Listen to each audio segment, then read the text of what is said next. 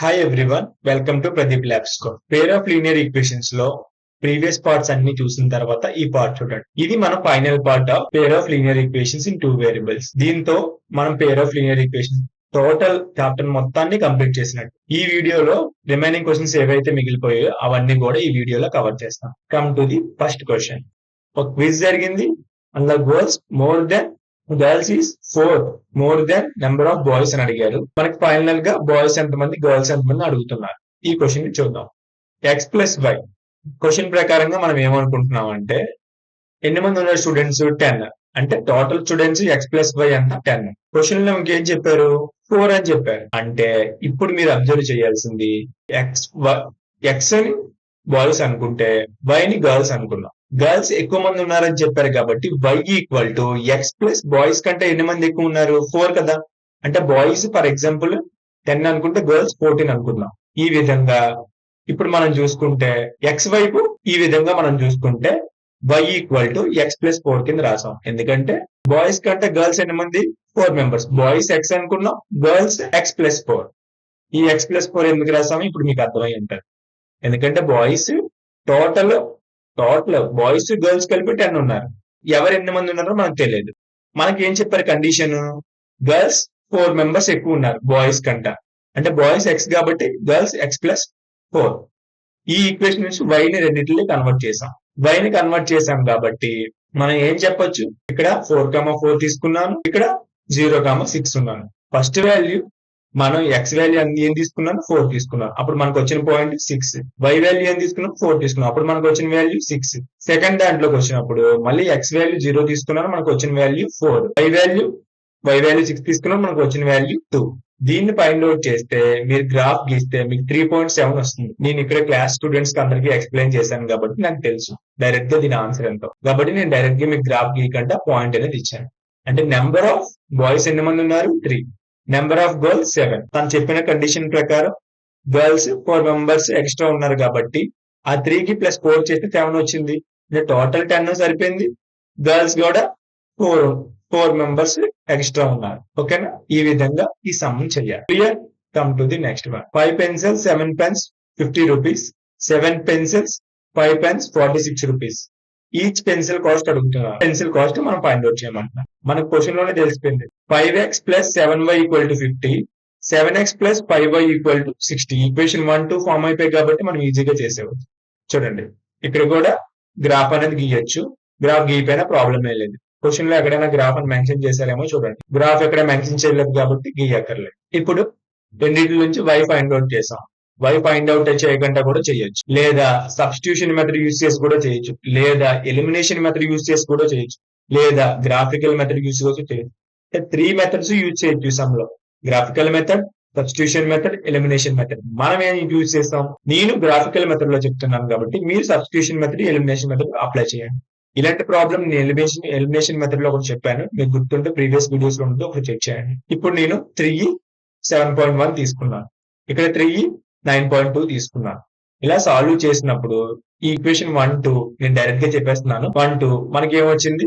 3,7 వచ్చింది. అంటే each pencil cost 3 వచ్చింది, పెన్ కాస్ట్ 5 వచ్చింది. ఈ 3, 5 అనేది మన గ్రాఫ్ లో ఎక్కడ పాయింట్ అవుతుంది అనేది మీరు ఫైండ్ అవుట్ చేయాలి.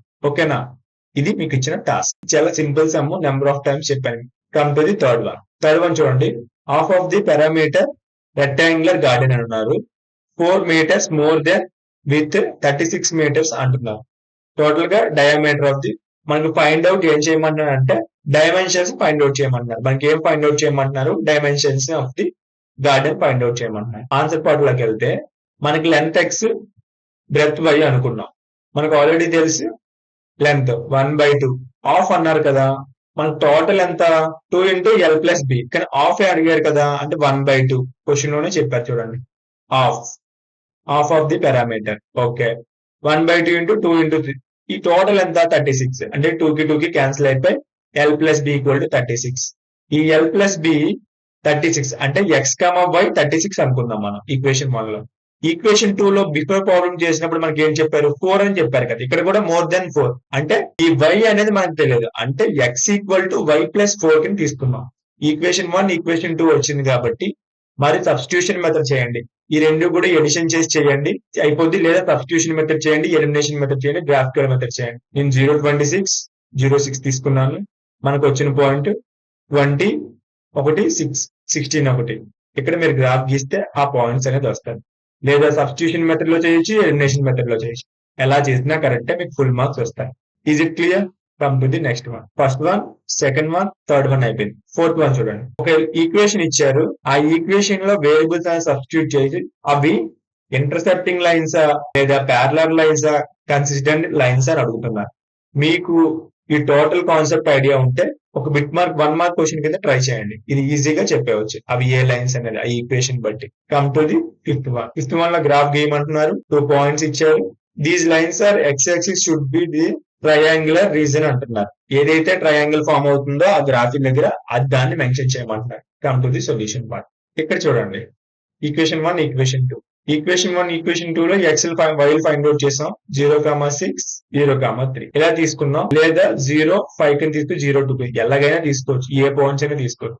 ఇలా చేయడం వల్ల మనకి ఏమొచ్చింది ఫైనల్ గా, ఈ 3 పాయింట్స్ దగ్గర కూడా మనకి గ్రాఫ్ ట్రయాంగిల్ అనేది ఫామ్ అయింది. ఇలా ఉంది అనుకోండి, ఇలా వచ్చింది అనుకోండి. ఈ ట్రయాంగిల్ ఈ స్పేస్ లో ఫామ్ అయింది. ఏ పాయింట్ దగ్గర -1,0 4,0 2,3. మీరు గ్రాఫ్ గీస్తే ఈ ట్రయాంగిల్ అనేది మీకు తెలుస్తుంది. నేను ఇవన్నీ కూడా మీకు ఎందుకంటే లాస్ట్ లో చెప్తున్నాను, మీకు టోటల్ కాన్సెప్ట్ ఐడియా వచ్చింది కాబట్టి ఇవన్నీ కూడా మీరు ఈజీగా చేయగలరు. ఇది కానీ మీరు చేయలేకపోయారంటే ప్రీవియస్ వీడియోస్ అన్ని ఒకసారి బాగా చూసి రండి. అప్పుడు మీరు ఇక్కడ గ్రాఫికల్ గా ఎలా అప్లై చేస్తున్నారనేది తెలుస్తుంది. Come to the next question. ఇక్కడ 2 ఈక్వేషన్స్ ఇచ్చారు, అవి అంటే క్రాస్ అవుతున్నాయి. అంటే ఆ రెండు కూడా ఇంటర్సెప్ట్ అవుతుందా లేదా అడిగారు. అంటే ఇక్కడ క్రాస్ అనే దాన్ని ఇంటర్సెప్ట్ గా తీసుకుంటాం. ఈక్వేషన్ 1, ఈక్వేషన్ 2 తీసుకోండి. సబ్స్టిట్యూషన్ మెథడ్ తీసుకుందాం. ఈక్వేషన్ 1 నుంచి ఎక్స్ ఫైండ్ అవుట్ చేసాం. ఆ ఎక్స్ ని సబ్స్టిట్యూట్ చేసినప్పుడు మనకి ఏమొచ్చింది, టోటల్ గా క్యాన్సిల్ అయిపోయింది. ఇలాంటి రేర్ కేసెస్ జరుగుతాయని చెప్పాను. ఇప్పుడు ఫాల్స్ వచ్చింది కాబట్టి మనం నెక్స్ట్ మెథడ్ షిఫ్ట్ అవుతాం. ఏంటి, A1 B1 C1 A2 B2 C2.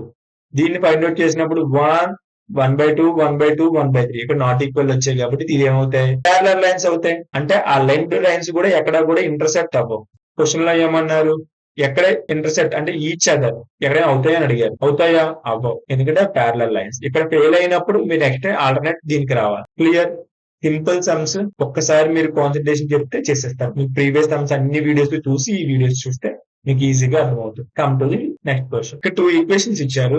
ఇది మీకు 8 మార్క్స్ కలగడానికి చాలా పాసిబిలిటీస్ ఉన్నాయి. ఎందుకంటే ఫైండ్ ది ఎం అనేది ఇంతవరకు మనం చేయలేదు. ఎందుకంటే ఇది స్లోప్ ని ఫైండ్ అవుట్ చేయమంటారు. ఆ స్లోప్ అనేది ఎలా ఫైండ్ అవుట్ చేయాలనేది ఈ సమ్ లో చూద్దాం. ఇది 8 మార్క్ క్వశ్చన్ కింద పాసిబిలిటీస్. ఈక్వేషన్ 1 and 2 తీసుకున్నాం. సబ్స్టిట్యూషన్ మెథడ్ లో y అంటే ఈక్వేషన్ 1 నుంచి y ని ఫైండ్ అవుట్ చేసాం. అప్పుడు y ఎంత వచ్చింది మనకి, 11 - 2x/3 వచ్చింది. దీన్ని ఈక్వేషన్ 1 వచ్చింది కానీ ఈక్వేషన్ 2 లో సబ్స్టిట్యూట్ చేసి మనం చూడండి, ఇక్కడ 2 లో సబ్స్టిట్యూట్ చేసి ఇక్కడ LCM 3 తీసాం అనుకో, ఎన్ని టైమ్స్ 1 టైం అంటే 2 × 3 6, 3 కి 3 క్యాన్సిల్ అయిపోతుంది, 4 11 - 2x = -24/3 కదా. 6x - 44 ప్లస్ మళ్ళీ ఇంటూ చేస్తే 4 × 11 44 4 × 2 8/24 వచ్చింది.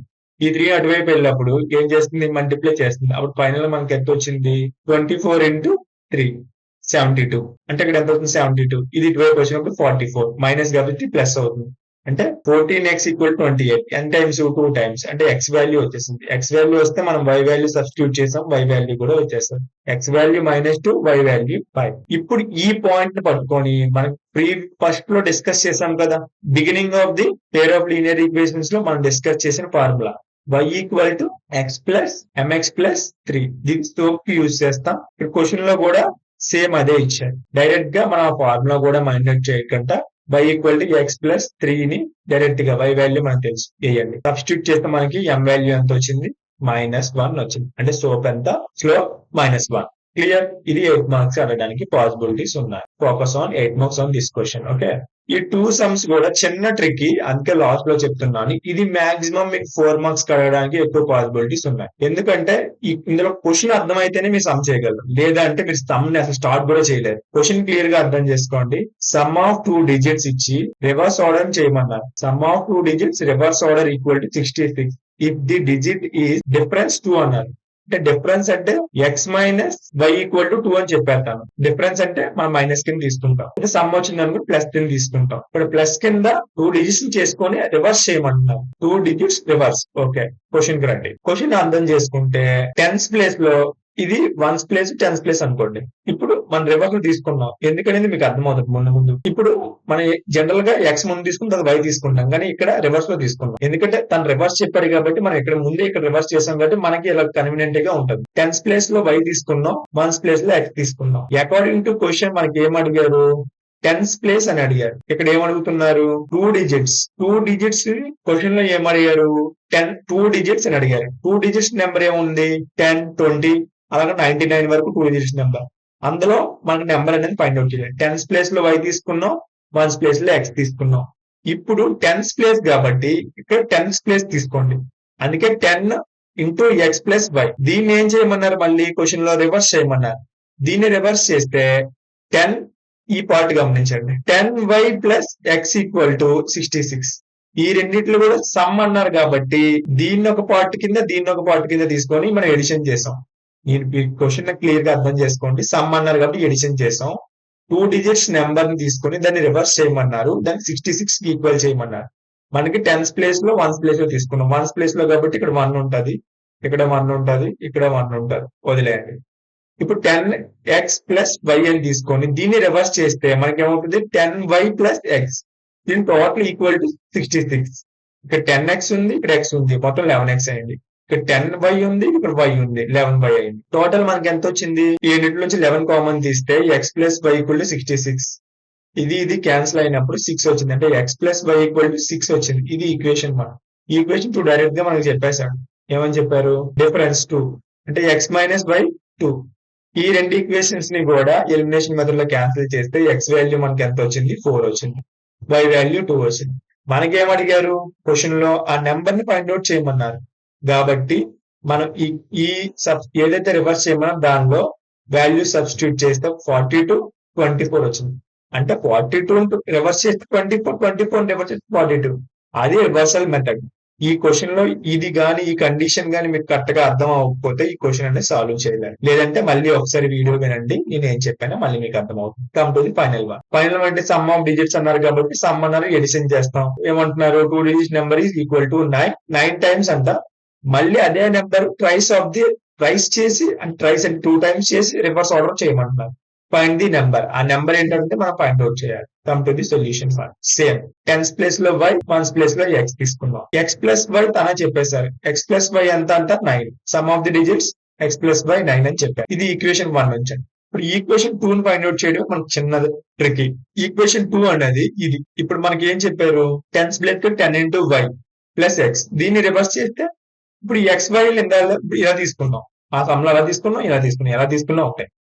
ఇప్పుడు ఏంటి, 10x ప్లస్ వై అంటే ఇదొక పార్ట్, ఇదొక పార్ట్. 10y ప్లస్ ఎక్స్, 10 మళ్ళీ రివర్స్ చేయాలి కాబట్టి 10x ప్లస్ వై. ఇది ఎన్ని టైమ్స్, 9 టైమ్స్, 2 టైమ్స్. అందుకని ఇక్కడ ఇంటూ 9 చేసాం, ఇక్కడ ఇంటూ 2 చేసాం.